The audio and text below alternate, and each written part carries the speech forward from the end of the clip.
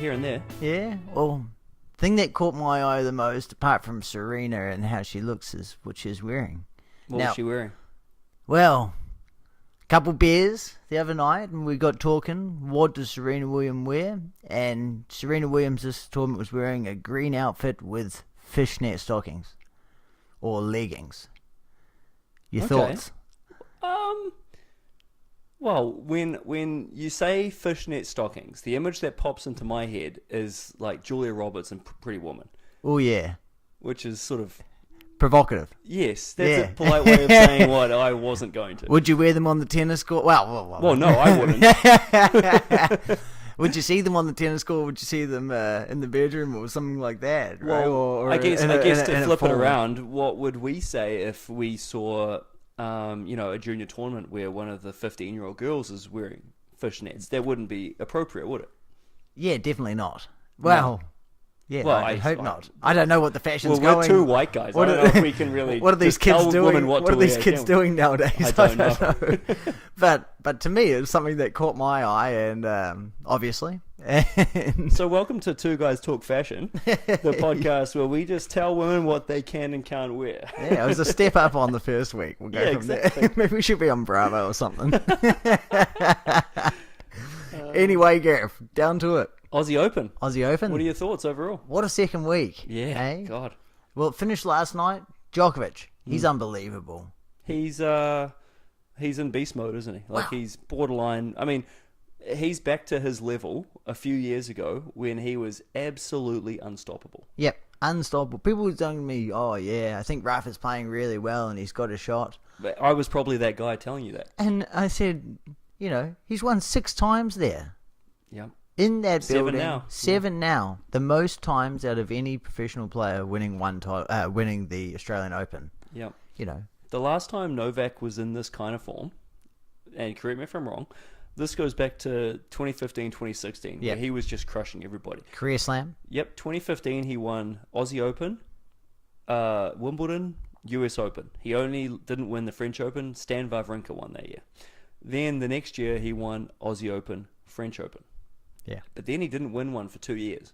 And we were all saying, geez, maybe he's gone. But you know what? He's won the last 3. And he doesn't look like slowing down. Well, I think possibly, those 2 years he was playing with slight injuries. And now he's come back. He's tweaked a few things and now he's back. Right? He's sort of simplified his service motion to help his elbow. Yep. And he just, what struck me at watching the final was how well he was striking the ball. Just every shot was clean, exactly where he wanted to put it.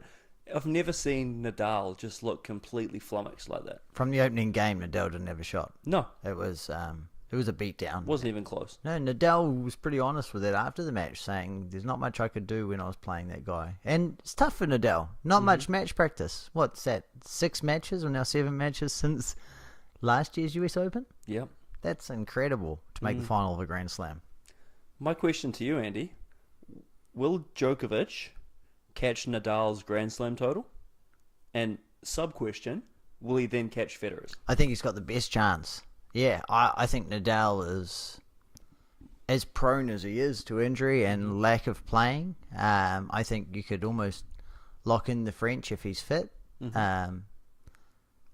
Although I think Djokovic beats him on the French. I think Djokovic beats Nadal at the French this year. I'd say at the French it's a coin flip. Yeah, it's good odds. Yeah.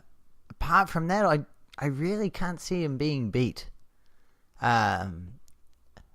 Unless it's like a Raonic at Wimbledon where he's serving off his tee. That's what it has to be, doesn't it? Just somebody just playing crazy on the day, just serving huge, not letting you get a rhythm in your service games. But, coin flip at Wimbledon, coin flip at the French, and he's got to be heavy favourite at the US Open. Yeah, it just depends on how well he manages his schedule. I remember back then, 2015, 2016, he went on a run. I think he was 50 or 60 matches and 4 losses. Yeah. Something crazy. He doesn't have to do that anymore. I think he should take a leaf out of some like Federer's book and take a look at how many matches he's playing and what tournaments he is, and especially because now he's an older man. Age is going to catch up. Yeah. He turns 32 this year. I think Nadal turns 33 this year, so they're both getting up in age. They've got to really manage their schedules. And I guess we'll see. We'll see how many more they can get. But, I mean, for me, I think Djokovic is going to have more than 20 Grand Slams before he's done playing tennis. Wow, that's ahead of Fed. That's ahead of Fed. And I mean, does Fed win another one? Fed's got, what, in my mind, a 15 to 20% chance of winning Wimbledon. Yep. And that's it. Yeah, I think Wimbledon, or who knows, maybe an Australian. But he said out there now that he's going to go out there and play the clay court season. Does that mark the end? Maybe. We've said that before, but I mean, this might be his swan song. Yeah, bit of a Kobe tour. Yep. That second week of the Aussie was interesting. Yes. Nick, can we stop the Zverev talk? No, and can I tell you why? No, I can't tell you why. 1-1-6. You go, man. Go for it. It's undeniable that Zverev is a very talented player. He's still young. He's got a good temperament. He's big. He's got an all-round game. He can do everything. He doesn't have it mentally yet, but he is still young. He is. So I think that despite his failings in Grand Slam tournaments, he's done very well in 500s and 250s. I think he will get there eventually. When that happens, I'm not sure, but I think you've still got to have him in the conversation. Yeah, in the conversation for sure. I think watching his match against Raonic, where he completely broke down mentally, was a bit of a sign to me. Yeah. I think he's hearing the talk that he's not a player of the level, and after a while, you're going to come to realize. Hey, I've played now 20 Grand Slams and I've made one quarterfinal in my career. Yeah. Maybe I'm a journeyman. And that's not something that should be going into your thought processes. I think at the moment he's the best player that isn't the best players. Yeah. Okay, best player without a major. Yes. So the previous person in my mind was Ferrer for that. I think Zverev has a much better chance of winning a major and multiple majors than Ferrer had. Ferrer, he was never ever in the conversation going into a Grand Slam tournament, despite the fact that he was always ranked 4th or 5th in the world. Yeah. Zverev, he does have a legitimate shot. Yeah, he does. He's got the game and he's beat the players. Yep. Right? But I think, I don't know whether a sports psychologist or something like that might help him when he's around the slams. I know that having these top-level players who have been there and done that must be doing something like that mentally for him. Definitely. To help him out. Yeah. Tsitsipas had a pretty damn good tournament, didn't he? Wow, man. Beating Fed, going there. I mean, losing to Nadal on the court is not a shame. No. Right? No. It's a hell of a tournament. Absolutely. And, I mean, look, he beat Basilashvili, who I touted very highly, and he looked very impressive. And then he went out and beat Federer. And then I thought, oh, geez, this kid's arrived. Yeah. I think it's not only beating Federer, but the mental hurdle of them winning the following match. And he went out there and beat Batista Agut, I think. Yep. And handled him 4, and that's an impressive result. Absolutely. Right? It's a shame in the tournament that Nishikori burned himself out throughout the tournament. Yep. Right? He's a top player. I mean, not saying that he would have been a challenge to Djokovic, but by the time he got there, he was pooped. There was a meme on Reddit that had greatest rivalries in tennis, and it was, like Nadal and Federer and, McEnroe, Connors, and then it had Nishikori. Yeah, just out there battling himself. Yeah. 5-set matches again and again. That's tough. And that's the problem, right? Like, if you're a player like Nishikori, it's so tough to win a Grand Slam because it's inevitable that you're going to have 5-set matches on the way. Like, you're not good enough to dispatch people, but you're good enough to beat them. Yeah. So you're going to be stuck. He's not out there putting people away 2-2 and 2. No. Look at Nadal. Didn't drop a set until the final. Djokovic dropped 1 to Medvedev and 1 to Shapovalov, I think, and that was it. That was it. And even then he handled those guys pretty easily, I think, in the fourths. Yeah, exactly. Loved Shapovalov anyway. Yeah, that's right. Ladies. Yeah. What do you got? How good's Naomi Osaka? Wow, she's pretty damn good now, isn't she? Back-to-back slams. Proved that the US Open wasn't a fluke. Exactly. Yep. Now number 1 in the world. First Japanese player, men or women, I believe. Yes. To be number 1 in the world. What a confidence builder that is. We talked about how tough it must have been on her at the US Open after beating Serena. And then even the mental hurdle then of going out there and playing the rest of the year. To come out there at the beginning of the year and play as well as she did and win the slam, she had a real tough final there against Kvitova, coming through in 3, but what a tournament. And you mentioned to me earlier, Andy, about Kvitova's hand. Tell me more about this. What a comeback. 2016, the off-season, she was at home and an intruder came in. Prague, I think, yeah. An intruder came into her home with a knife and she tried defending herself off and almost lost use of her hand. Now, the picture is out there. It is gruesome. We'll put that up for you. Sorry for anybody. Yeah. Look away now. Look away now. If you don't want to see it. It's a real amaze that it's amazing how that she's come back and, not only come back, but to make the final of the slam and nearly win was amazing. Yeah, no, good on her. Absolutely. Because that is, the index finger is hanging off. It's a terrible injury. You'd imagine that would almost be career ending for a tennis player. I think they said it's 10% chance she'll get to play again. Wow. And now look at her. Fantastic. It's what a story. Reminiscent of Monica Seles back in the day, who was stabbed by that fan who was a Steffi Graf supporter. Bit crazy. Yeah? Back in, I think it was on court, wasn't it? It was on court. And change of ends. We talked a little about Serena earlier in her outfits, but I thought she had a hell of a tournament. Yeah. She was up 5-1 in the third and let it slip against Pliskova. Yeah. What do you make of that? Is it rolled ankle? Is it upstairs? Yeah, I don't know. Rolled ankle's a good one. Mm-hmm. But she played through it and was playing reasonably well, although she was hampered. I always think it's unusual with Serena when she foot faults. It always seems to happen at a big occasion. Now, she was match point up and serving and did a foot fault before she rolled her ankle, during that point. I often think that's a big thing with Serena. Most times that she gets foot faulted, she tends to explode.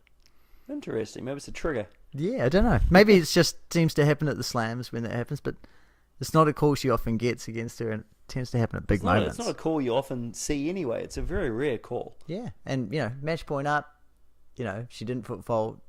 Maybe the returns doesn't happen and that ankle injury doesn't happen and she wins. Yeah. You can't think like that, but that's... No. And sometimes these calls are questionable too. They're very hard calls to make. Like, obviously, if the player steps onto the line before they launch up, yep, absolutely. But sometimes they call them as though they've landed before they've hit the ball, and it's like, oh... There's some tough ones. What are you talking about? Patrick Montague came out and said even if Serena won, she wouldn't have been playing her semi-final because of the ankle.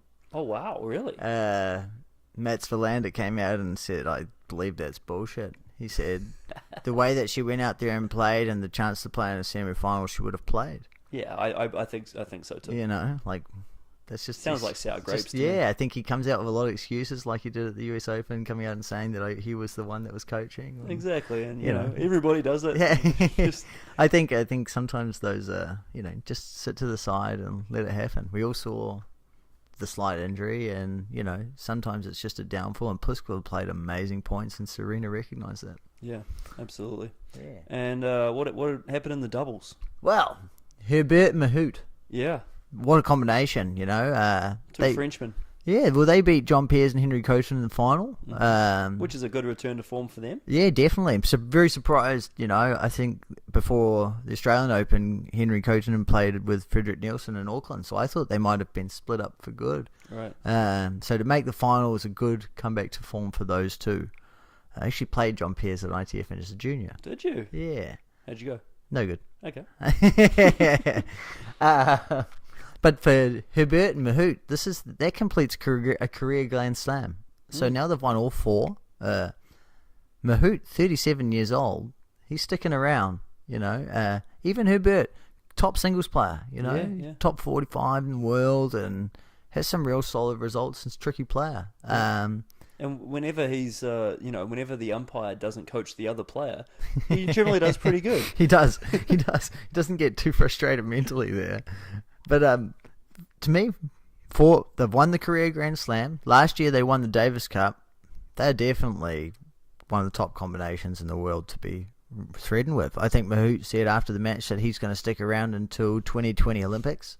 Oh, wow. And that he really enjoys playing with Herbert. And, Herbert's got a good team around him with Santoro and a few others. So. And speaking of Davis Cup, Andy, we've got the qualifiers coming up this week, or this weekend, I should say. And 24 nations are competing for 12 qualifying spots in the finals in Madrid in November. The teams that have already qualified are France, as you mentioned, Croatia, Spain, USA, Argentina, and Great Britain. Canada is one of the countries that has to qualify, and they are playing Slovakia in Bratislava this week. Now, on paper, this is an easy win for Canada. Let me tell you why it's not an easy win for Canada. Number one, it's on clay. Okay. Number two, no Milos. So, we've got Felix, Shapovalov, Felix, Polanski, and Dancevic as the captain player coach.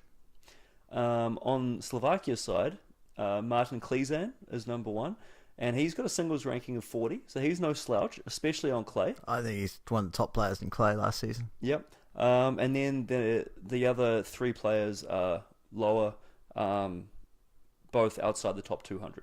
Although they do have a doubles player who is ranked 67 in the world. So, that's going to be a real challenge. Yeah, away from home on clay. Yep. And possibly a tough environment. A young team. Yep, very young team. Kleisen, I think last year he had wins over Nadal. I should check that out. Fact check that one. But, I know he has in his career, and he's a real tough player on clay. Yeah. Felix was born after Y2K, so he's pretty young. That's a fun fact for you. He played a challenger last week, so he's had some match practice. Okay. Hopefully it was on clay. Unsure. It was in Europe. Probably on clay then. Yeah, so it'd be interesting to see how he goes. Absolutely. Yeah. Who you got for the SuperBowl, Andy? Well, I think it's a contrast of styles, isn't it? Yes. You've got the old man of Belichick and the old man of Brady against the young guns. Yep. That defense is very scary from the Rams, isn't it? You got Ndamukong Suh, you got players like Talib out there, just dangerous players. Yeah, I mean, it's scary in that they're, I guess, aggressive, but two great offenses 100%, going at it. Yeah. We're yet to see a real high-scoring battle in the playoffs, unless I'm forgetting something. But I mean, the best game this year was what? Chiefs and Rams, and it was 40-something, right? Or 50 was it even? Patriots, they're possible of putting that up. Tom Brady, Bill Belichick's a genius. It's tough to go by them. I mean, look, if it's close down the stretch, it's going to be Patriots. Yeah. If I think I'm going to pick the Rams because I like to see the Rams win. I think they could put up a lot of points. But if it's close down the stretch, you don't want the ball with Brady with the ball in his hands, do you? No, well, that's what I'm going with. I think Tom Brady, I think Bill Belichick, I think they're two geniuses, and you got to go with people that have been there before. I think experience goes a long way in these big events, and look at Djokovic this week at a venue that he's comfortable winning. I think Patriots same. Yeah, you're absolutely right. When I was watching the Chiefs Patriots game, there was a stat that was, how many players on the Patriots, had experience in AFC Championship game. I think it was 34 players. It's crazy. Chiefs, 0. Wow. And it showed down the difference. I mean, a silly mistake really cost the Chiefs the game with that offside penalty. So, that's all it takes. It does. These games are won on a dime. I'm really looking forward to the Super Bowl. Football season's a good one. Yep, absolutely. Anything else to add before we shut it down? Actually, not much on for the tennis this week. Couple ladies events, and as you said, the Davis Cup to end the week. A challenger here and there, and the Davis Cup. So we're going to take a break this week to recover from that Aussie Open and waking up in the middle of the night. Sleep is gone. But we will be back with our Pete Sampras bio, so that'll be a bit of fun. And then we'll be back the following week to recap everything after that. I think it's Montpellier and Sophia and one more. Perfect. Yeah. So find us on iTunes and Stitcher. If you want us to discuss a certain topic, please reach out on YouTube, Instagram, and Twitter. We are Two Guys Talk Tennis. That's Andy. I'm Gareth. If you'd like to cut of our jib, please subscribe, rate, and share. Thanks, everybody. Boom. Well done.